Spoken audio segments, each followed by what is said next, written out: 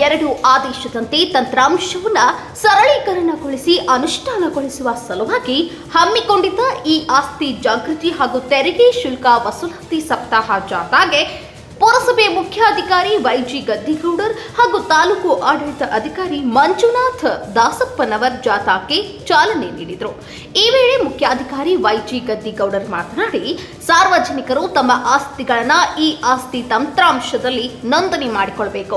ಸರ್ಕಾರದ ಆದೇಶದಂತೆ ನೋಂದಣಿ ಮಾಡಿಕೊಂಡಲ್ಲಿ ನೇರವಾಗಿ ಸರ್ಕಾರಿ ಸವಲತ್ತುಗಳನ್ನು ಪಡೆಯಲು ಸುಲಭವಾಗುವುದು ಎಂದರು. ಈಗಾಗಲೇ ನಗರದ 40% ನೋಂದಣಿಯಾಗಿದ್ದು, ಇನ್ನು 60% ಜನ ನೋಂದಣಿ ಮಾಡಿಕೊಳ್ಳದೇ ಇದ್ದಿದ್ದರಿಂದ ಉಳಿದವರು ನೋಂದಣಿ ಮಾಡಿಕೊಳ್ಳಿ ಎಂದು ಹೇಳಿದರು. ಅಣ್ಣಿಗೇರಿ ಪಟ್ಟಣದ ಪುರಸಭೆಯಿಂದ ನಗರದ ಪ್ರಮುಖ ಬೀದಿಗಳಲ್ಲಿ ಈ ಆಸ್ತಿ ಜಾಗೃತಿ ಹಾಗೂ ತೆರಿಗೆ ಶುಲ್ಕ ವಸೂಲಾತಿ ಸಪ್ತಾಹ ಜಾಥಾ ಮೆರವಣಿಗೆ ನಡೆಯಿತು. ಬಾಕಿ ಇರುವ ಆಸ್ತಿ ತೆರಿಗೆ, ನೀರಿನ ಶುಲ್ಕಗಳನ್ನು ಪಾವತಿಸಿ ನಗರದ ಅಭಿವೃದ್ಧಿಗೆ ಸಹಕರಿಸಿ ಎಂದು ಸಾರ್ವಜನಿಕರಲ್ಲಿ ಮನವಿ ಮಾಡಿದರು. ಇನ್ನು ಈ ಸಂದರ್ಭದಲ್ಲಿ ಪುರಸಭೆ ಮುಖ್ಯ ಅಧಿಕಾರಿ, ತಾಲೂಕು ಆಡಳಿತ ಅಧಿಕಾರಿ ಸೇರಿದಂತೆ ಎಲ್ಲಾ ಸದಸ್ಯರು ಹಾಗೂ ಪುರಸಭೆಯ ಸಿಬ್ಬಂದಿ ಜಾಥಾದಲ್ಲಿ ಪಾಲ್ಗೊಂಡಿದ್ದರು. ಎಲ್ಲ ನಾಗರಿಕರಲ್ಲಿ ನಾನು ಮಾಡ್ಕೊಳ್ಳುವಂಥ ವಿನಂತಿ ಏನಂದರೆ, ಸಣ್ಣ 25-26ನೇ ಸಾಲಿನ ಹೊಸ್ತಿಲಲ್ಲಿ, ಆರಂಭದ ಹೊಸ್ತಿಲಲ್ಲಿ ನಾವಿದ್ದೇವೆ. 24-25ನೇ ಸಾಲಿನ ಕೊನೆಯ ಹಂತದಲ್ಲಿ ನಾವಿದ್ದೇವೆ.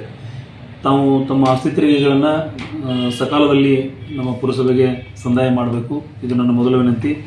ಹಾಗೂ ಈಗ ತಮ್ಮ ಆಸ್ತಿಗಳನ್ನು ಈ ಆಸ್ತಿಗಳನ್ನಾಗಿ ಪರಿವರ್ತಿಸಲಿಕ್ಕೆ ಸಾಕಷ್ಟು ಇಲ್ಲಿಯವರೆಗೆ ತೊಂದರೆಗಳನ್ನು ನಾವು ಅನುಭವಿಸ್ತಾ ಇದ್ವಿ.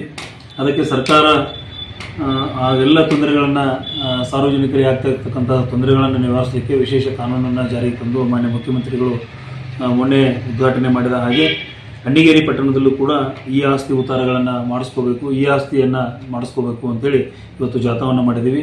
ಇದಕ್ಕೆ ಕೇವಲ 3 ತಿಂಗಳ ಮಾತ್ರ ಟೈಮ್ ನಮಗೆ ಸರ್ಕಾರ ಗಡುವನ್ನು ನೀಡಿದೆ. 90 ದಿನಗಳ ಕಾಲಾವಕಾಶವನ್ನು ಮಾತ್ರ ನೀಡಿದೆ. ಈ 90 ದಿನಗಳ ಕಾಲಾವಕಾಶದಲ್ಲಿ ಅಣ್ಣಿಗೇರಿ ನಾಗರಿಕರು ತಮ್ಮ ಎಲ್ಲ ಪುರಸಭೆ ವ್ಯಾಪ್ತಿಯಲ್ಲಿ ಇರತಕ್ಕಂಥ ಆಸ್ತಿಗಳನ್ನು, ಅಧಿಕೃತ ಇರಲಿ ಅಥವಾ ಅನಧಿಕೃತ ಆಸ್ತಿ ಇರಲಿ, ಅದನ್ನು ಈ ಆಸ್ತಿಯನ್ನಾಗಿ ಪರಿವರ್ತಿಸ್ಕೋಬೇಕು ಅಂತೇಳಿ ಅವರಲ್ಲಿ ನಾನು ಕೇಳ್ಕೊತೀನಿ.